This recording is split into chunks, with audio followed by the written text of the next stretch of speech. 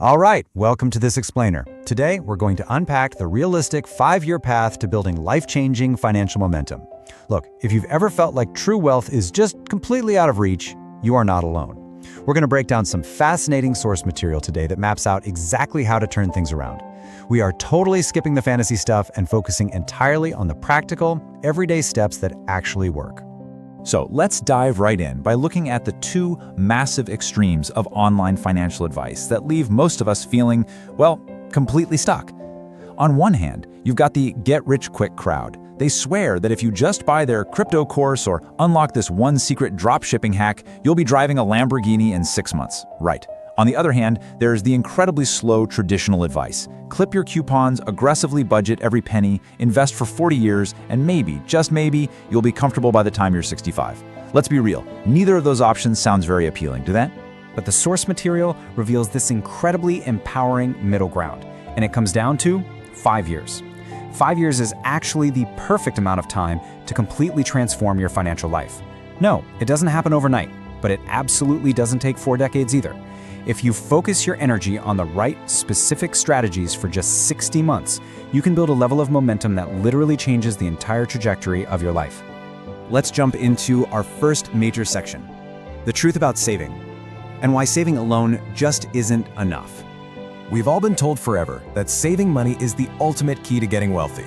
And sure, saving is obviously crucial, but relying on saving alone? It's kind of like trying to fill an entire swimming pool with a teaspoon. It is exhausting, and it's definitely not going to get you there fast. Let's just look at the math for a second. Say you manage to save $300 a month. Honestly, that's a fantastic achievement. I mean, data from the Federal Reserve shows nearly 40% of Americans can't even cover a $400 emergency without going into debt. So hitting $300 a month is great. But if you do that for 5 straight years, you only net $18,000. Even if you invested it and earned a super optimistic 8% return, you'd only hit around 21 to 22 grand. It's progress for sure, but is it the life-changing wealth we're talking about? Not quite. Which brings us to step 1 of this whole framework, the income engine. The absolute most crucial thing to understand early in your financial journey is that your most powerful asset isn't actually your savings account, it's your earning ability. Just look at these 2 examples. Person A makes $3,000 a month, diligently saves 10%, giving them $300 in savings. Good job. But person B takes a different route. They spend the first couple of years actively leveling up their skills, and they push their baseline income to $5,000 a month. Now, keeping that exact same 10% savings rate, they're putting away $500 a month. Over a 5-year window, that difference adds up to a massive $12,000 extra. By simply growing the baseline income, you change the whole equation. Think of your income like the engine of a car. If you have a tiny lawnmower engine, it doesn't matter how aerodynamic the car is, you aren't going to go very fast. You need more horsepower.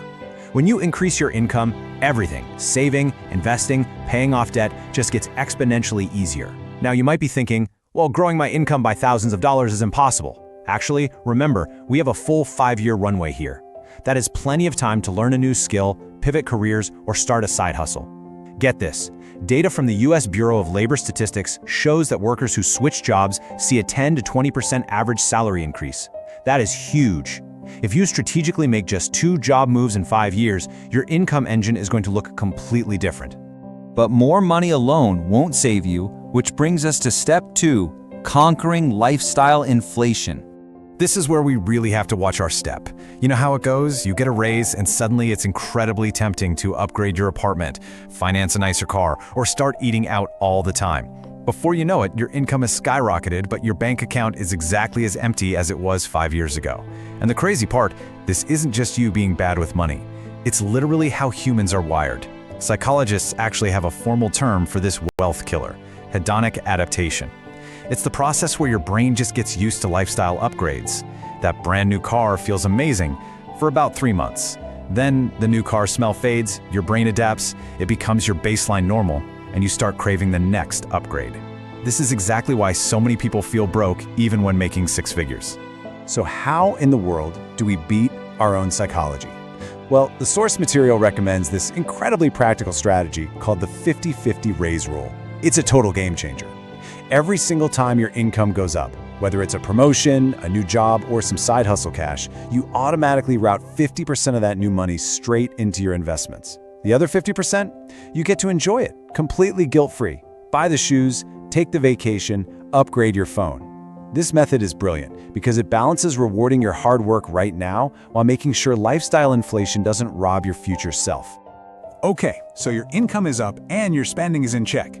That brings us to step 3, consistent investing. This is where the heavy lifting happens. Real wealth isn't built by hoarding cash under your mattress. Historically, broad market investing has been one of the most reliable ways to grow your money long-term. Take the S&P 500, which has historically averaged roughly a 10% annual return over the last century. Let's look at our 5-year timeline again. If you've grown that income and kept your spending reasonable, and you can now invest $1,000 a month, that is $60,000 of your own money put to work over those 5 years. With just moderate market growth, that $60,000 principal realistically turns into $70,000 or more. Your money is finally working for you. I want to pause on this quote for a second because it totally hits the nail on the head. As the source material points out, the real magic isn't just the 5 years themselves, it's the momentum you build during those 5 years. Once you hit this level of discipline, a strong income, controlled spending, automated investments, the next 5 years go by incredibly fast. You're no longer starting from scratch. You've got this massive snowball rolling down a hill, picking up speed thanks to compounding interest. And hey, this isn't just some theoretical spreadsheet math. The source material highlights this awesome story of a young guy who applied these exact steps in his 20s. He started out totally stressed about money, barely covering rent, but for 5 years, he aggressively focused on just those 3 things: boosting his income, fighting lifestyle inflation, and investing consistently. No flashy crypto trades, no trying to time the market, just pure, unglamorous discipline. And the result? After 5 years, he had over $80,000 invested, and his income had literally doubled. His whole financial trajectory changed forever. Let's quickly recap this realistic wealth roadmap, because if there's one thing you take away from this explainer, it should be this. True wealth doesn't come from a single overnight hack. It's the result of hundreds of small, smart decisions made over and over. Step 1, focus relentlessly on upgrading your income engine.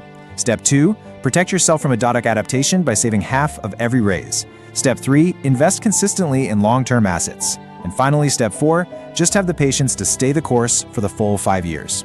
As we wrap up today's explainer, I want to leave you with a question to really think about. Where do you want your finances to be 5 years from today? Because here is the absolute hardest truth. Those 5 years, they are going to pass whether you prepare for them or not. The time is going to vanish anyway. So the only question that actually matters is, what will your life look like when that time arrives? Are you going to feel exactly as stuck as you do now? Or will you have built the kind of momentum that makes the rest of your life completely unrealistic?